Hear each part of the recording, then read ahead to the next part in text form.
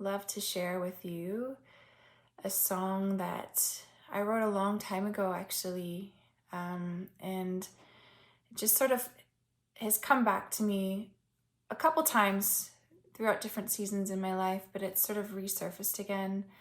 I call it The Lost Lullaby, and sort of in two ways speaks to me. In one way, it's kind of like the voice of God just wooing me, and in another way, it's myself just wooing my inner child back to safety, just that assurance. Yeah, and it's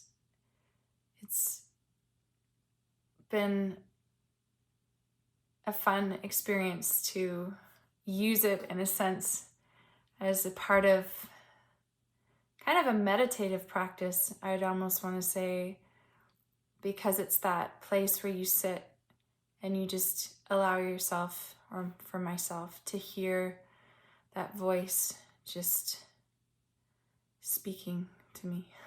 Anyways, I hope it speaks to you the way it speaks to me.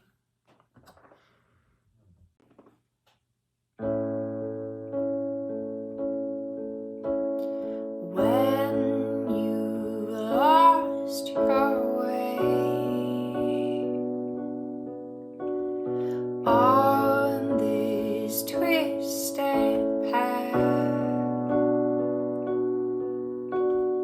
look up high and you will see a star that's shining right from me. Come back to my heart. Come back to my arms. It's love that binds us with its cry, softly sung, sweet lullaby. Here you'll find your peace. Here you'll find relief. Here you'll find your peace. Here you'll find relief.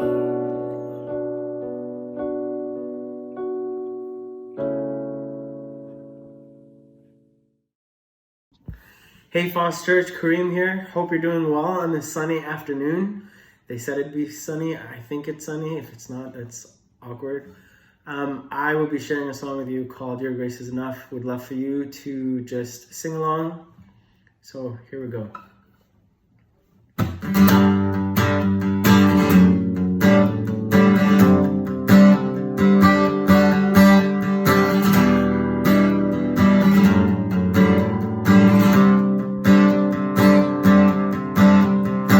Great is your faithfulness, O God. You wrestle with the sinner's heart.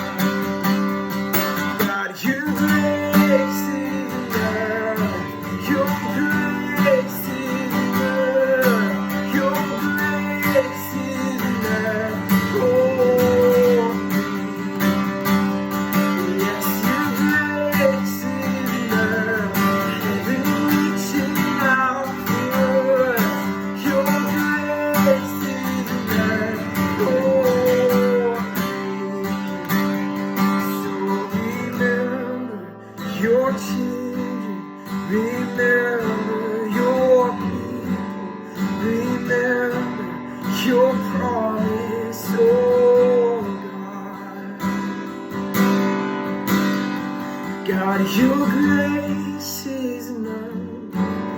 Your grace is enough.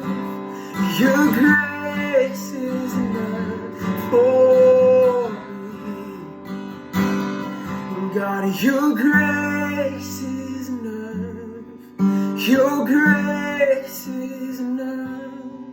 Your grace is enough for me.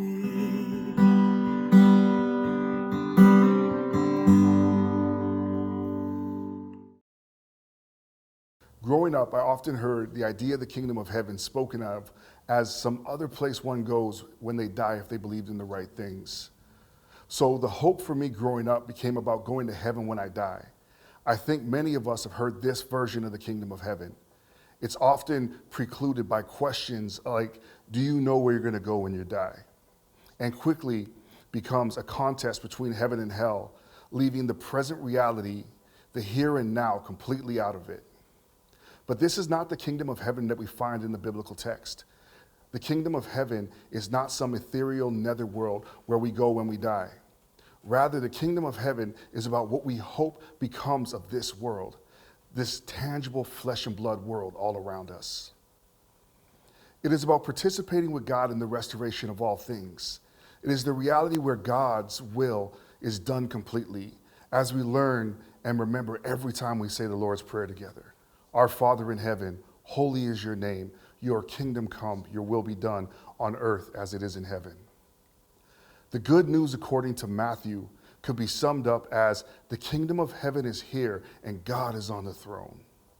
Jesus' life, death, and resurrection are about the kingdom of heaven being actualized and realized here and now. Or to quote John Mark McMillan, heaven meets earth like a sloppy wet kiss. The first person in the book of Matthew to proclaim the good news of the kingdom of heaven is a man called John the Baptist. He's a wild man who lives in the wilderness of Jerusalem, and he baptizes people in the river called Jordan.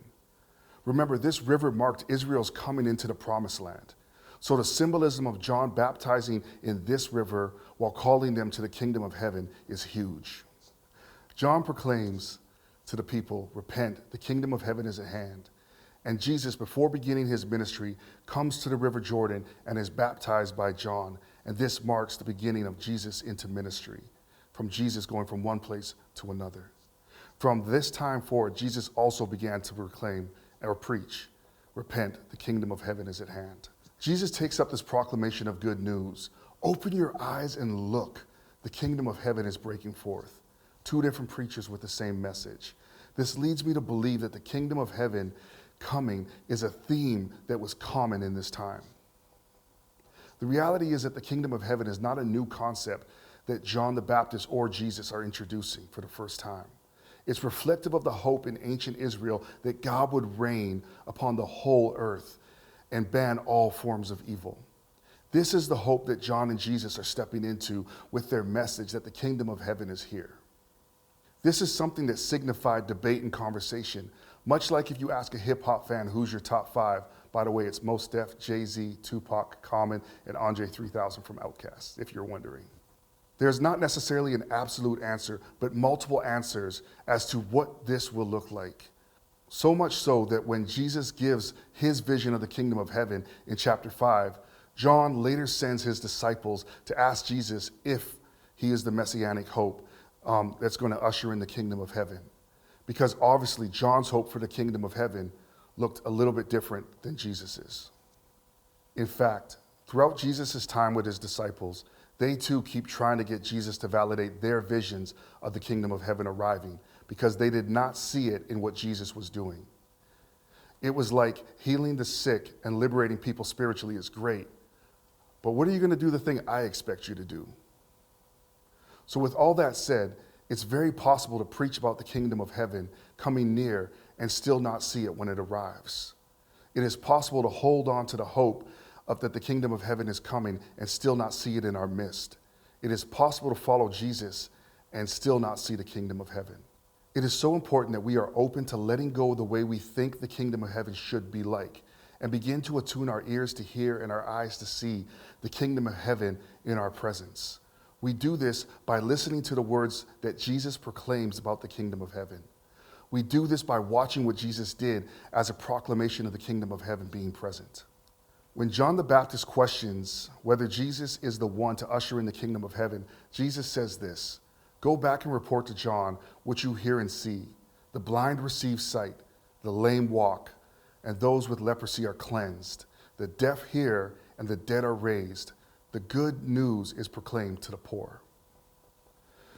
So the kingdom of heaven was this big conversation of the day. So when John, Jesus, and the disciples preach this simple message, the kingdom of heaven has come near, they are stepping into a loaded conversation. Most people in that day and age hoped it would be the restored kingdom of Israel, just as Jesus' disciples asked him after the resurrection. But over and over again, Jesus rejects other expectations of the kingdom of heaven and points back to God's restoration of all things into the rule and will of God. This is not about earthly kingdoms like Rome or Israel gaining power, but rather all things being made right. So when Jesus proclaims the good news of the kingdom of heaven, he is challenging and replacing people's perspectives about what they thought the kingdom of heaven would look like. Thus, in order to see the kingdom of heaven at hand, one must shift their perspective or have a change of mind, per se.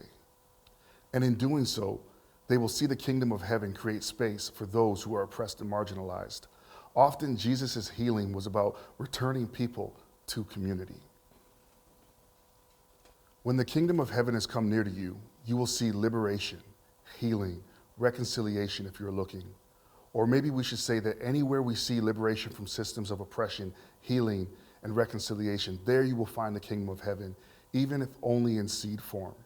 Jesus often told his followers about the kingdom of heaven. One of the main metaphors that Jesus used was that of a seed. The fullness of the seed's potential may not be realized just as a seed, but within the seed, it contains a plant, it contains fruit to become realized in the future, but they are still present in the seed. And sometimes we need to look for the kingdom of heaven in seed form and allow our imaginations to envision the fullness of that seed. I think one of the most challenging aspects that Jesus puts forth regarding the kingdom of heaven is how one enters into it. Jesus says in Matthew 18, "Truly I say to you, unless you become like children, you will never enter into the kingdom of heaven." With the expectations of the time, one would have expected Jesus to say something like, "Unless you become like the armies of Rome, you will never enter into the kingdom of heaven." But instead, Jesus points to the most powerless in society. Children were the definition of powerlessness. Followers of Jesus are told to become like them. I would also ponder that a child's sense of awe and wonder and the ability to see the world for what it is and not for what they've been conditioned to see it as, maybe that has something to do with the ability to see the kingdom of heaven amongst us. And in seeing it, we enter into it, we participate in it, we become it. One of my favorite stories growing up was a book called Where the Wild Things Are. And it was about a child who entered into this whole new reality where there were these fantastical creatures, but he was the only one that could see it because he had the imagination to see it.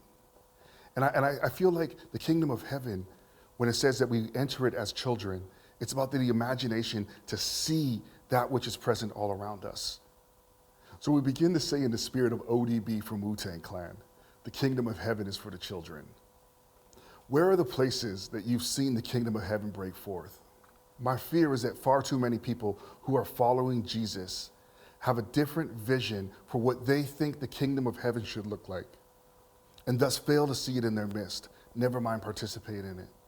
My fear is that I'm one of those who fail to see it. If John the Baptist who preached it could miss it, if the disciples who followed Jesus as he invoked it could miss it, I must not be too arrogant to think that I could miss it too. I have often treated the kingdom of heaven language as abstract because I didn't know what to do with it. In a world that so clearly has oppression and brokenness, it is easy to miss the fact that the kingdom of heaven has come near and we can see it if we look. And I don't think I'm alone in making the kingdom of heaven language abstract. I think many of us, like the disciples after Jesus' resurrection, are expecting something different than what Jesus points to. If we are able to repent and change our way of seeing, we will see the kingdom of heaven all around us. Every time the oppressed are liberated, the kingdom of heaven is at hand. Every time the sick are healed, the kingdom of heaven is at hand. Every time broken relationships are reconciled, the kingdom of heaven is at hand. This I can proclaim, the abstraction, not so much. My hope is that for FOS as a community, we will have eyes to see and ears to hear the kingdom of heaven in our midst, and that we will have hands that participate and feet that follow Jesus into the kingdom